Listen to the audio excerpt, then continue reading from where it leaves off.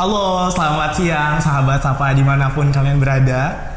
Kembali lagi di podcast Sapa. Perkenalkan dulu sebelumnya, saya Abdul Fari yang akan memandu podcast Sahabat Sapa pada siang hari ini. Oke teman-teman, sebelumnya di sini kita kedatangan pembicara, narasumber yang luar biasa sekali. Siapa? Beliau bernama Ibu Evi Supriyatun, Sarjana Keperawatan, Magister Keperawatan. Nah, beliau ini merupakan salah satu dosen di Politeknik Negeri Indramayu ya Bu, betul? Ya, betul sekali Mas Faris. Oke, mungkin sebelum kita jauh nih, kita di podcast yang hari ini kita kan akan membahas tema tentang kondisi kekerasan seksual di kampus nih Bu. Iya, betul. Mungkin sebelum kita lebih jauh membahas tentang kondisi KS di kampus ini, kita mau mengenal lebih dalam dulu nih tentang Ibu. Boleh kan Ibu? Boleh banget. Oke, sahabat Sapa, perkenalkan ya, tadi saya Bu Evi ya. Kebetulan diundang nih sampai di podcastnya Sahabat Sapa.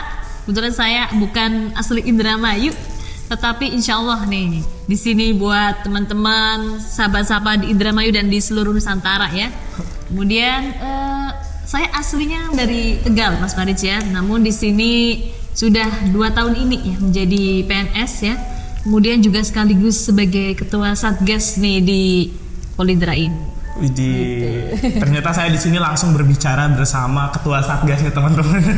Kebetulan banget di sini tema kita tentang kondisi kekerasan seksual di kampus. Iya. Di sini sudah hadir Kasatgas Politeknik Negeri Indramayu. Oke Bu, mungkin selain menjadi Kasatgas tadi di kampus, mungkin kesibukan Ibu di kampus sebagai apa aja selain sebagai tenaga pengajar ya Bu tentunya. Oh, iya. Wah. Sebenarnya sibuknya paling banyak justru di tenaga pengajar sih, mengajar di keperawatan ya, kemudian juga menulis buku ya, kemudian sesekali juga ada mengajar bimbingan ya terkait dengan keperawatan juga secara online, kemudian juga meneliti terkait dengan beberapa permasalahan ya gitu ya terkait kesehatan seperti kesehatan di masyarakat spesifiknya ya, karena kebetulan saya keperawatan komunitas gitu Mas Faris ya. Oke, tadi saya dengar ada menulis buku nih. Mungkin karya-karyanya bisa disepil Bu di sini. Iya, boleh ya. Nanti teman-teman bisa boleh membeli buku saya langsung nih terkait dengan ada keperawatan gerontik juga ada, kemudian juga terkait dengan tuberkulosis nih, penyakit menular, juga ada juga terkait dengan yang berkaitan dengan angka kematian ibu nih, terkait dengan kehamilan preeklamsi nih, kebutuhan keluarga terkait dengan ibu-ibu preeklamsi. Kemudian juga kemarin juga baru saja menyelesaikan menulis buku terkait dengan keperawatan maternitas. Insya Allah lanjut nih buku berikutnya terkait dengan Satgas, boleh deh. Siap, ditunggu karyanya, udah mantap-mantap banget tadi buat teman-teman yang butuh buku seputar keperawatan tadi bisa akses ya Bu. Boleh. Oke Bu, mungkin kita kembali lagi, kita mulai ke tema kita Bu. Mungkin tadi tema kita di sini kondisi kekerasan seksual di kampus. Iya, betul. Mungkin apa sih Bu? Tadi Ibu kan sebagai Kasatgas. Iya. Apa itu Satgas? Kalau boleh tahu Satgas apa sih Bu? Nih, Kasatgas apa dulu nih? Betul. Jadi di sini kebetulan saya sebagai ketua Satgas ya, PPKS ya. Satgas itu kepanjangannya Satuan Tugas Pencegahan Penanganan Kekerasan Seksual di kampus, khususnya di Polidra ini ya. Kalau kita kenal itu Polidra terkenal dengan kampus teknik ya. Jadi notabene banyak mahasiswa laki-lakinya dibandingin perempuan ya. Karena jurusannya banyak mesinnya, banyak ada juga pendingin tata udara ya.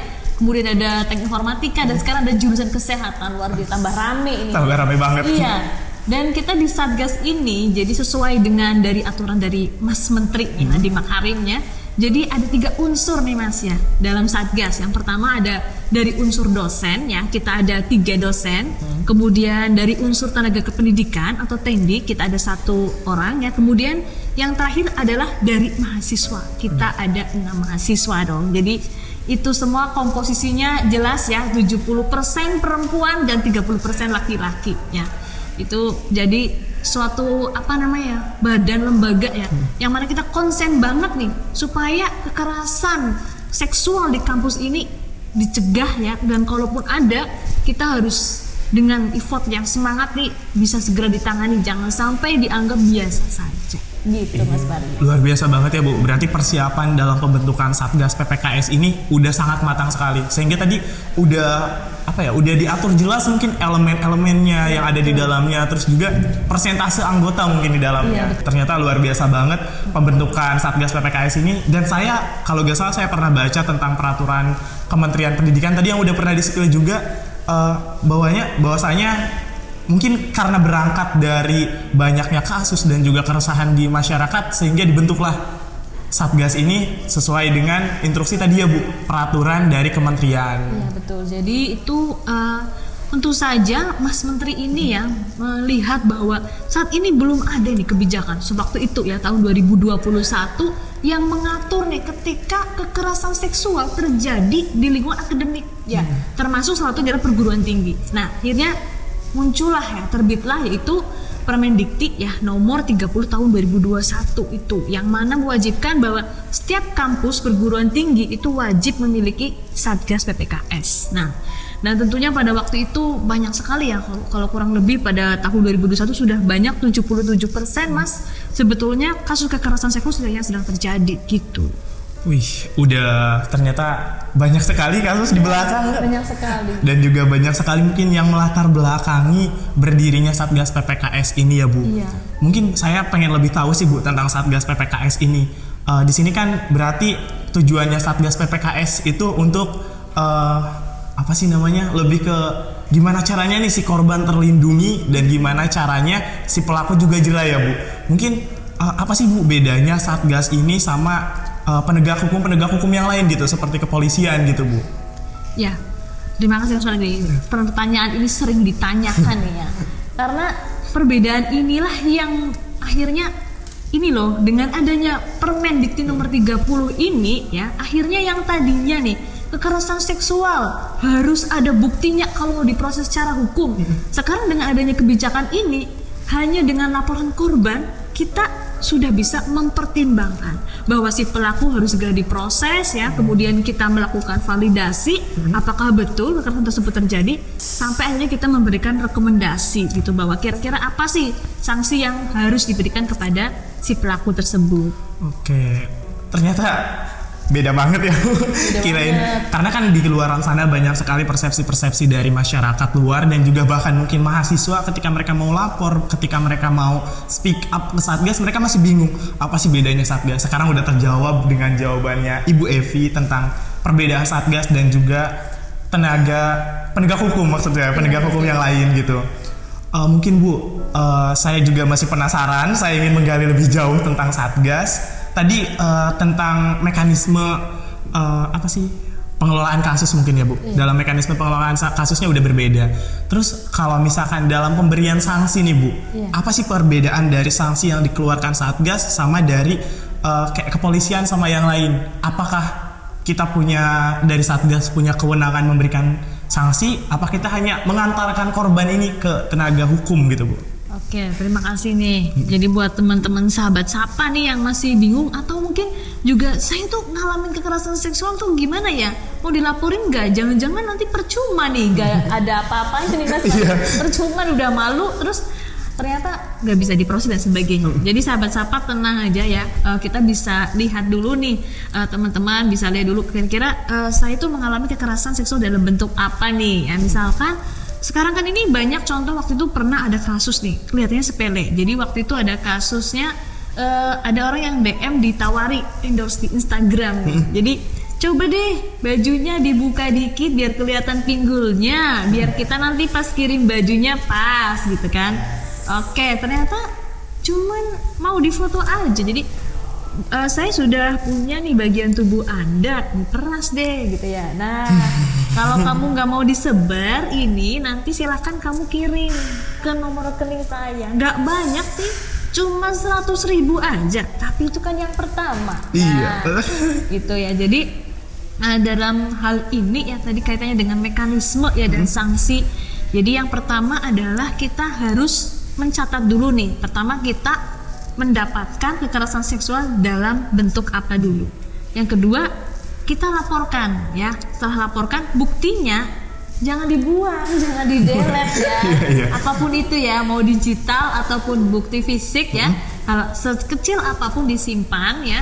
Kemudian itu dilaporkan kepada kami untuk kami proses. Nah, dalam proses ini tentunya panjang ya Mas Faris ya. Dari mulai kita menerima laporan, memvalidasi, kemudian sampai akhirnya kita memanggil korban, pelaku ya, dan akhirnya kemudian kita ada diskusi dulu terkait dengan keputusannya, kemudian muncullah yang namanya rekomendasi dan saran, baik itu terkait dengan kebutuhan korban dan juga sanksi bagi pelaku. Ya, khususnya kita lagi berbicara di lingkungan akademik nih. Iya. Dan untuk di lingkungan akademik, endingnya adalah di direktur ya, direktur ataupun mungkin rektor ya kalau universitas gitu. Jadi Satgas kami akan berusaha yang pertama tadi ya, percaya kepada korban, ayo laporin aja kepada kami ya, kita siap menerima laporannya.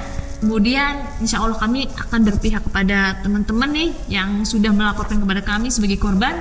Dan kemudian kita ayo sama-sama, tidak hanya Satgas nih, bareng-bareng ayo ya, baik dari kemahasiswaan, baik dari akademik ya, dan juga semuanya nih, Tendik juga ya, mendukung nih bahwa agar korban ini mendapatkan pemenuhan perlindungan dari kekerasan seksual.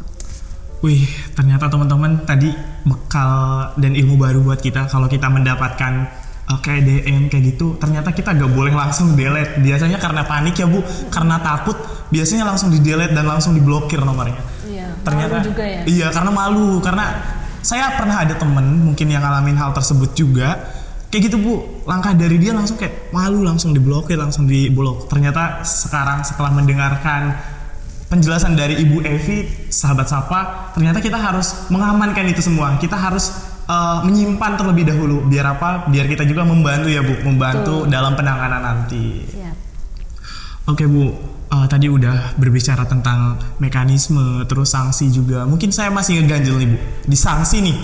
Sanksi yang biasanya direkomendasikan ke rektor dan direktur itu biasanya apa Bu? Dalam bentuk apa mungkin? Oke ya, kebetulan untuk di PPKS Satgas PPKS Polindra ini ya teman-teman sahabat Sapa, ini kita belum sampai atau kita sedang dalam proses dalam rekomendasian ya, pembuatan rekomendasian suatu kasus. Jadi belum sampai penulisan sih, tetapi sesuai dari permen yang terbaru di Sesjen ya, Sesjen nomor 17 ya, yang tahun 2023 itu sudah dibagi inspirasinya. Jadi teman-teman sahabat Sapa nih bisa tahu di situ ada 3 sanksi. Yang pertama ada sanksi ringan ya, dari mulai yang paling mudah yaitu minta maaf. Minta maaf nih ya, boleh minta maaf kepada korban langsung dan juga secara publik. Jadi diumumkan nih, saya minta maaf sudah melakukan apa gitu. Itu yang paling ringan. Sampai yang paling berat nih, terutama buat misalkan mahasiswa itu di DO ya. Kemudian untuk kepegawaian juga termasuk. Jadi tidak hanya untuk mahasiswa saja, yaitu diantaranya bisa tidak boleh berada di lingkungan akademik ini. Bisa dipecat artinya ya. Bisa juga mungkin dimutasi ke daerah terpencil, tidak tahu, nanti sesuai dengan rekomendasi atau keputusan dari masing-masing pimpinan perguruan tinggi gitu. Pembahasan kita mulai dalam dan panas nih ternyata. Jadi hati-hati ya, jangan macam-macam. Siap. Ternyata sanksinya bisa sampai sekejam itu. Mungkin kalau misalkan buat tenaga pendidik yang udah berkarir step demi step dari bawah tiba-tiba melakukan hal tersebut, tidak tahu ya Bu, sialnya kapan gitu buat para pelaku. Ternyata dapat kejadian dan dapat penanganan dari Satgas, bisa sampai karirnya berantakan sih kalau menurut saya. Ya, apalagi kalau yang melakukan itu yang punya jabatan, misalkan ketua jurusan atau kaprodi, itu sanksinya diperberat. Ya, jadi ya tadi mungkin yang lainnya ringan nih, cuma ringan, tapi karena dia pegang jabatan, dia itu sesuai dengan Sesjen nomor 17 itu justru diperberat. Jadi bisa jadi ringan jadi sedang jadi berat. Dan yang sedang ini termasuk naik jabatannya dipersulit atau ditunda atau bahkan dicopot dari jabatannya. Jadi please jangan main-main. Oke Bu, mungkin karena apa ya, emang sih kekerasan seksual nih kadang-kadang disepelein, apaan sih baper gitu. Ternyata bisa sangat dalam dampaknya, dan juga sekarang dengan adanya Permendikbud dengan regulasi dan juga peraturan yang udah sangat jelas tadi, bisa sampai apa sih namanya, sanksi-sanksi buat teman-teman yang mungkin ada berniat nih buat ngelakuin.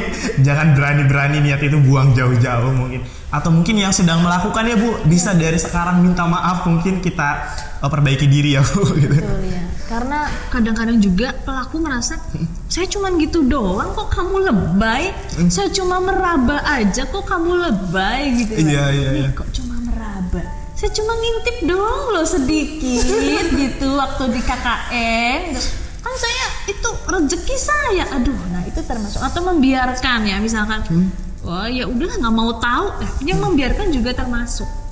Widih. Itu udah biarin aja, mereka udah sama-sama gede. Nah ternyata yang membiarkan udah tahu ada kekerasan seksual juga termasuk mendapatkan sanksi juga. Widih, ternyata banyak banget Bu nih. Tadi udah disebutin beberapa, mungkin di-spill tentang bentuk-bentuk kekerasan. Mungkin kita biar lebih tahu juga ya sahabat Sapa tentang apa aja sih bentuk kekerasan seksual yang diatur dalam Permen itu Bu. Iya, oke. Yang pertama diluncurkan kan yang Permen 30 ya tahun 2021. Itu kalau dari bentuknya sih ada 21 bentuk, banyak banget ya. Tapi kalau bisa diglobalkan atau kita buat kategorian ya, itu ada 4 sih. Yang pertama secara verbal. Yang kedua fisik, kemudian non fisik, jadi kayak termasuk mengintip, kemudian juga memperlihatkan alat kelamin ya. Terus kemudian yang berikutnya pakai teknologi, misalkan ngupload nih kayak tadi, memfoto lalu diupload untuk diperas, atau mengedarkan video sengaja tidak sengaja terkait dengan kekerasan seksual seperti itu. Nah itu tadi ada 4. Nah dari 4 itu tadi dijabarkannya banyak nih. Kadang-kadang nih kayak jadi hal yang biasa aja. Ya. Yang pertama kira-kira apa nih? Yang pertama terkait dengan ujaran nih. Dari ucapan dulu nih yang bernuansa kekerasan seksual. Wih, itu udah masuk Bu ternyata. Udah masuk. Aduh, iya. Padahal itu ternyata bercandaan yang sering banget teman-teman saya lontarkan mungkin Bu. Saya udah biasa banget dengan kayak candaan-candaan yang seperti itu. Ternyata itu udah termasuk kekerasan seksual ya Bu. Iya betul. Apalagi kalau yang ngomong ini yang punya kuasa nih. Contohnya begini nih, ada mahasiswa pakai bajunya lentur gitu nih. Terus si dosen pembimbingnya bilang, kamu kok bajunya kayak baju tidur apa baju mau perang di kasur nih? Nah itu udah masuk nih, si dosen bisa diproses dengan ucapan seperti itu. Ya, apalagi ketika waktu ini ya zaman Zoom kan banyak nih bimbingan secara online, direkam itu bagus banget sebagai bukti. Itu baru yang sepele ini terkait dengan ujarannya. Atau ngomong apa ya kira-kira sih? Ya. Mengata-ngatai terkait dengan bentuk tubuh nih, misal ya apa nih biasanya semok, montok gitu. Aduh. Iya. Biasanya bercandaan orang-orang kayak, kalau aku pernah ada cerita temen, aku malu katanya, aku takut kalau lewat sana sering kayak dibilangin gitu Bu. Oh iya. Hey cantik, hey semok gitu loh Bu. Iya. Kayak ternyata hal tersebut udah termasuk kekerasan seksual teman-teman semua. Bahkan mungkin kalau misalkan yang udah biasa kayak di dunia entertain atau kayak gitu, kayak biasanya hal tersebut tuh hal yang udah lumrah gitu Bu ya. Betul. Ini sering banget sih kadang-kadang suka tidak diketahui nih sama orang-orang ya. Kamu kok cantik tapi kok lebih milih nih di BEM-nya bagian di belakang layar nih.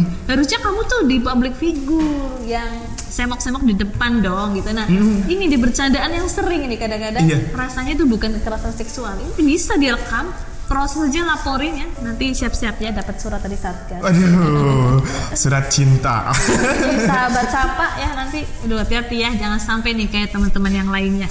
Oke. Mungkin Bu tadi udah dijelaskan tentang mungkin tadi secara verbal ya Bu. Verbal ujaran. Iya. Yang lainnya apa saja nih Bu? Yang lainnya itu yang termasuk siulan nih, yang kedua. Siulan juga termasuk nih. Ada yang lewat. Ayo yang di belakang. Gitu tuh. Kenapa pakai jari ya itu tuh. Aduh di sweet gitu. Iya. Mas-mas yang di belakang suka kayak gitu. Kayaknya sering nih.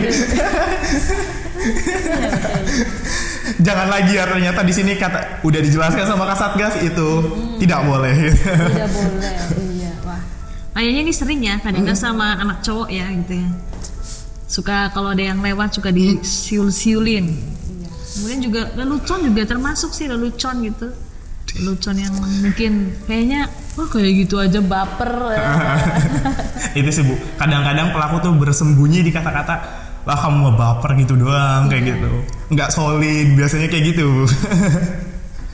Terus ada lagi tuh yang kayaknya tuh nggak ngapa-ngapain deh, cuma natap doang, tapi tatapan matanya itu seperti ngulitin baju-bajunya gitu, Rich. Aduh, kayak dilihat dari atas sampai bawah, belum lagi matanya ketika menatap. Nah, itu juga termasuk. Jadi tatapan yang nuansanya seksual itu juga termasuk.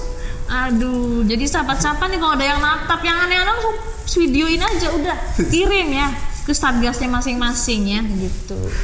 Ternyata sungguh ngeri sekali ya, mulai dari hal-hal sepele kayak yang udah tadi udah menjadi kebiasaan mungkin Bu ya. Iya, betul. Kebiasaan dan juga kayak udahlah baper, kayak kalau kayak gituin baper. Ternyata hal tersebut, hal-hal yang udah menjadi kebiasaan dan melekat di kehidupan sehari-hari itu banyak sekali yang ternyata melanggar ya Bu. Iya betul. Wih, ternyata dari hal-hal kecil teman-teman, kita mungkin harus lebih memperhatikan juga tentang hal-hal itu. Mungkin Bu tadi hal-hal kecil nih, kita baru berbicara tentang hal kecil. Nih. Masih ada yang kecil lagi Bu? Banyak yang kecil nih. Contoh nih ya, ada kan suka ada yang tiba-tiba kirim di WhatsApp itu apa tuh? Reel dari IG gitu tuh. Tahu nggak tuh? Jadi mau nggak mau ini apa nih? Tumben banget nih si dia ngirimin video. Nah, begitu dibuka video yang tidak jelas. Aduh. Juga termasuk. Iya. Saya juga nggak mau lihat ini. Nah, udah itu langsung di screenshot ya, langsung kirimin ke Satgas nih, mahasiswa ini mengirimin ini ke saya Bu. Nah, masuk. Jadi buat teman-teman yang kalau emang udah dapat video-video dewasa yang kamu tuh merasa saya tidak mau menerima, tapi kenapa saya dikirimin? Ya udah, langsung boleh kirimin. Jadi terus kalau udah dapat video itu udah hapus ya, jangan dikirim lagi ke yang lain. Anda bisa jadi pelaku. Oke, sahabat sapa ya, please ya jangan jadi pelaku. Biar merasakan juga kali, jadi di share lagi. Ternyata gak boleh teman-teman gitu. Mungkin yang lainnya di Bu, tadi kan ada banyak nih dijelasin, ada 4 jenis dari pengkategorian lagi dari beberapa banyak gitu Bu. Selain yang tadi kita baru bicara tentang siulan, terus candaan seksis mungkin ya Bu disebutnya. Iya. Candaan seksis, terus juga tatapan, dan juga yang satunya lagi pesan Iya. bernuansa seksual gitu ya Bu. Betul. Mungkin kelimanya nih Bu, apa nih Bu? Kelimanya apa ini ya? Ya tadi termasuk diantaranya menatap tadi sudah ya, menyampaikan secara verbal sudah ya. Kemudian juga termasuk tadi merekam dan mengedarkan foto nih. Jadi kalau misalkan kayak tadi nih apa namanya buat endorse nih kirimin ya tubuhnya kamu gitu. Atau misalkan sebelumnya punya fotonya dia nih pas lagi ngapain, misalkan renang apa-apa ya. Atau mengambil foto paparazzi gitu ya. Kirim-kirim ini mempermalukan juga bisa termasuk, atau tujuan untuk memeras ya. Itu juga termasuk. Saya penasaran nih Bu di kasus di jenis kekerasan ini, karena kebanyakan nih Bu biasanya dalam kayak ngirim foto itu ada kalanya kayak mereka konsen gitu Bu, satu sama lain tuh kayak menyetujui. Tapi ketika mereka udah mungkin ketika berpacaran nih Bu, mereka konsen kayak minta dipoto pap atau apa gitu seputar bentuk tubuh atau mungkin bagian tubuh. Tapi ketika mereka putus dan itu malah menjadi bumerang gitu bagi si cewek. Nah itu apakah termasuk atau tidak Bu? Nah iya betul banget ya teman-teman, sahabat sapa ya. Jadi kata kunci pertama yang namanya kekerasan seksual adalah boleh nggak nih? Tadi konsen dikatakan ya. Jadi ada dibolehinnya nggak nih saya menyebar foto-fotonya kamu? Kalau dari korbannya nggak boleh ya, terus kamunya maksa, ya udah berarti termasuk kekerasan seksual. Kayak tadi pesan, saya nggak mau nerima ini, tapi kamu kirimin terus aja tuh video-video dewasa misalnya, atau gambar-gambar yang nggak bagus ya, atau stiker-stiker yang nggak bagus ya. Sekarang juga banyak, nah itu juga termasuk ya. Jadi kalau udah pemaksaan, masuknya kekerasan seksual. Tapi kalau emang dianya menikmati mah beda lagi, udah cerita ya. Tapi kalau misalkan tadi berangkatnya dari dia yang menikmati, istilahnya konsen, dia juga nikmati, tapi ketika dia udah jauh, ketika dia udah putus, tapi hal tersebut menjadi bahan si cowoknya atau pasangan yang satu ini kayak buat meras dia gitu Bu. Nah itu apakah bisa menjadi salah satu case yang bisa dilaporkan apa enggak gitu? Bisa banget ya, itu dalam kasusnya biasanya dikatakan kekerasan dalam berpacaran ya, tapi ini memang sering banget terjadi. Kekerasan seksualnya justru banyak terjadi setelah putus ya. Jadi biar apa ya namanya tuh, biar bisa memanfaatkan apa namanya nih, hasrat seksual digunakan untuk memeras biasanya. Nah ini juga sahabat sapa, kalau ada nih yang saat ini relate banget nih sama yang dialami, udah segera hubungi Satgas masing-masing atau bisa menghubungi Yayasan Selendang Puan ya, insya Allah dibantu ya. Dan juga atau boleh Yayasan Sapa, insya Allah kami dari sahabat Sapa ya, teman-teman sahabat Sapa bisa nih yang saling membantu terkait dengan hal-hal yang dialami sahabat Sapa. Jadi jangan takut untuk keluar dari zona terintimidasi. Ayo kita sama-sama bergerak, kita sama-sama bisa melawan kekerasan seksual yang dialami oleh teman-teman sahabat Sapa. Mungkin kita juga sebagai mungkin sebagai orang-orang yang berintelektual atau mungkin teman-teman juga sekarang sebenarnya nuntut ilmu dan juga tahu hal seperti ini tuh bukan hanya dari pembelajaran, ikut seminar, cukup kayak scroll TikTok, scroll IG, udah tahu ya Bu tentang itu. Mungkin kita udah tahu nih, makanya kita harus membentengi diri dan kita juga tahu bahwasanya kita jangan sampai terjerat dalam hubungan-hubungan toksik dan juga pertemanan toksik mungkin. Kalau misalkan udah toksik, ya udah tinggalin ya Bu gitu. Ya, bismillah bisa ya. Tinggalkan hubungannya toksik. Ternyata sungguh hal-hal sepele bisa menjadi bumerang ya Bu istilahnya. Bisa banget, iya. Mungkin ada lagi nih Bu, tadi kan banyak nih. Banyak banget. Biar teman-teman sahabat sapa dimanapun berada bisa tahu semua jenis kekerasan seksual itu. Ya sahabat sapa tentunya juga dulu-dulu tuh pernah ya yang namanya tuh ada orang yang suka aneh banget. Kita lagi jalan tiba-tiba memperlihatkan alat kelamin. Itu juga termasuk ya. Termasuk ya, ini juga kadang suka terjadi waktu di kendaraan umum juga bisa ya. Tiba-tiba gini, orang kok aneh banget saya dipaksa melihat kelaminnya dia. Kalau kita panik, udah dia berhasil gitu. Jadi kalau ada orang kayak gitu, tenang ya, anggap aja biasa aja biar dia bisa merasa happy ya. Ya sayanya takut Bu, mana bisa tenang. Iya. Kebetulan teman saya juga Bu buat case yang ini nih kayak diperlihatkan alat kelamin tuh dia pernah ngalamin. Ketika dia berkendara di tempat yang sepi, kalau kata bahasa Indramayu mah ditoang ya Bu. Iya, toang gitu. Ya. Kanan kiri sawah. Bener, di kanan kiri sawah tiba-tiba dia diperlihatkan. Ketika dia panik dia malah senang kayak ketawa-ketawa gitu Bu. Iya. Kalau boleh tahu nih Bu, apa sih kayak hal tersebut nih buat biar kita bisa laporin kan kayak gitu biasanya terjadi spontan. Apa sih yang harus dilakuin dalam kasus itu? Ya pertama sih memang butuh latihan ya, dan juga memang butuh sahabat sapa nih tahu banget nih gimana sih apa saja tadi bentuk-bentuk kekerasan. Jadi kalau termasuk ada yang seperti ini, tadi pertama jangan panik walaupun sering terjadi panik ya. Jadi sering terjadi tonic immobility. Jadi tiba-tiba panik tuh terus gimana nih gue nih, aduh gitu kan. Tonic immobility namanya. Nah terus kalau udah tenang, kalau ada handphone, ambil handphone, foto aja orangnya, nanti kita laporin gitu. Walaupun kita nggak tahu identitasnya sih ya, tapi habis itu kalau bisa segera tinggalkan pelaku gitu. Biar mencari aman terlebih dahulu ya. Ternyata ini baru kayak istilahnya baru kayak belum sentuhan, belum fisik, udah sebanyak ini teman-teman. Kalau misalkan yang berbentuk fisik nih Bu, kita berbicara lebih. Mungkin ini yang lebih sering disoroti Bu. Kalau tadi karena belum tahunya pengetahuan, jadi jenis-jenis yang tadi sering diabaikan. Sering dianggap biasa. Iya, sering dianggap biasa. Nah kita mulai ke yang mungkin sering dialami dan juga sering disoroti gitu Bu. Kekerasan yang fisik. Ya, betul. Yang fisik itu termasuk misalkan nih lagi konsul bareng nih ya, misalnya kalau bicara kekerasan yang mungkin terjadi di kampus ya sahabat sapa. Lagi konsul bareng, ngadep nih dosennya, dua-duanya nih kanan kiri misalnya. Tahu-taunya sebelahnya kan cowok, ngeraba tuh yang perempuan. Masuk ini ngeraba doang nih. Nanti kalau udah kenapa kau tadi ngeraba? Lebay banget, kamunya juga tadi diem aja. Berarti lo menikmati dong. Astagfirullah. Meraba. Serem banget ya. Aduh ya ampun, cuma meraba apa salahnya? Aduh, cuma meraba loh ya. Terus apalagi kan termasuk menyentuh bagian tubuh nih ke korbannya. Kadang ada orang yang walaupun oke, kalau konteksnya salaman nggak apa-apa dong. Kalau emang tadi konsen ya. Tapi kalau misalkan udah sampai memaksa menggenggam gitu ya.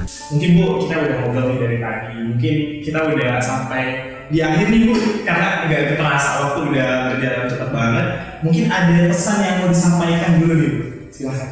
Ya, saya ingin menyampaikan kepada seluruh sivitas akademika ya, terutama di lingkungan Polindra ya, ayo kita bersama-sama ya mencegah dan juga bareng-bareng ya melawan kekerasan seksual yang ada di Polindra ini ya, karena penanganan kekerasan seksual ini bukan tugas kami, tapi tugas kita bersama mencegah dan melawannya.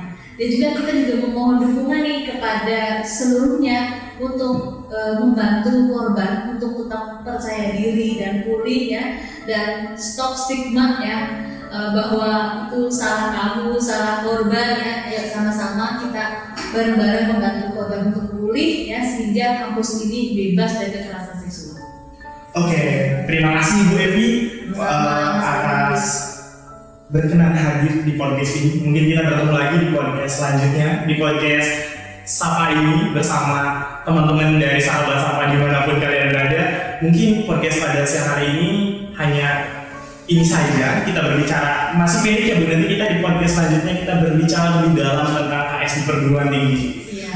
Oke teman-teman, sahabat sapa, saya Abdul Qadir dan Ibu Edi Suryatu. Kami pamit undur diri. Selamat menyaksikan podcast selanjutnya. Oke, selamat. Bye.